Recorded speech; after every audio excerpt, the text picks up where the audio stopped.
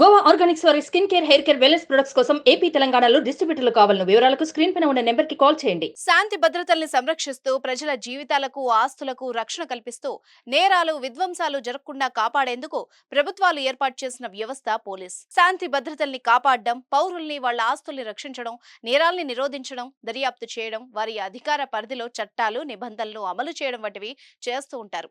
పోలీసులంటే క్రమశిక్షణకు మారుపేరుగా ఉంటూనే ప్రజలంతా క్రమశిక్షణ కలిగి ఉండాలి అంటారు. అయితే కాకి వనంలో గంజాయి మొక్కల్లా అక్కడక్కడ అవినీతి పరులు తారసపడిన నేరస్తులపై పలువురు పోలీసులు చేయి చేసుకున్న పోలీసులంతా ఒక ఫ్యామిలీలా ఉంటారు. కానీ ఏపీ పోలీసులు ఇద్దరు అత్యంత దారుణంగా అందరి ముందే ఒకరినొకరు పిడిగుద్దులు గుద్దుకున్నారు. ప్రజలు చూస్తున్నారన్న ఇంగిత జ్ఞానం కూడా లేకుండా ప్రవర్తించారు. ఎవరా కాకీలు ఇప్పుడు చూద్దాం.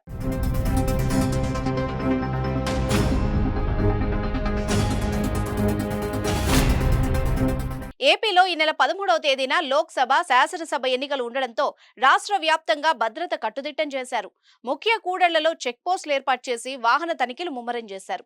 ప్రతి వాహనాన్ని క్షుణ్ణంగా చెక్ చేస్తున్నారు ఏపీ పోలీసులు. అయితే సత్యసాయి జిల్లా రొల్ల మండలం పిలిగుండ్ల చెక్ పోస్ట్ వద్ద జరిగిన ఘటన ఇప్పుడు పోలీస్ వర్గాల్లో తీవ్ర చర్చనీయాంశమైంది. ఏం జరిగిందో ఏమో కానీ వాహనాల తనిఖీల్లో ఉన్న రోళ్ల పోలీస్ స్టేషన్ కు చెందిన నారాయణస్వామి నాయక్, అగళి పిఎస్ కు చెందిన శివకుమార్ ఆదివారం సాయంత్రం అందరూ చూస్తుండగానే నడి రోడ్డుపై చొక్కాలు పట్టుకుని పొట్టు పొట్టు కొట్టుకున్నారు. బహిరంగంగా బూతులు తిట్టుకుంటూ ఒకరిపై ఒకరు పిడిగుద్దులు కురిపించారు. ప్రజలు కొట్టుకోవద్దని చెప్పే పోలీసులే బహిరంగంగా ఘర్షణకు దిగడంతో స్థానికులు నివ్వెరపోయారు. పోలీసులు కొట్టుకుంటున్న దృశ్యాల్ని అక్కడే ఉన్న ఒకరు షూట్ చేశారు. ఆ వీడియోను సోషల్ మీడియాలో పోస్ట్ చేశారు. ఇంకే ఉంది, నెటిజన్లు కమెంట్ల వర్షం కురిపిస్తున్నారు.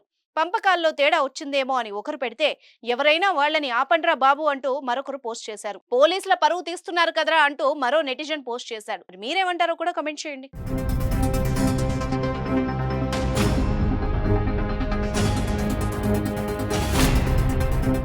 సుమన్ టీవీలో మీ పర్సనల్ అండ్ బిజినెస్ ప్రమోషన్స్ కోసం కింది నెంబర్కి కాంటాక్ట్ చేయండి.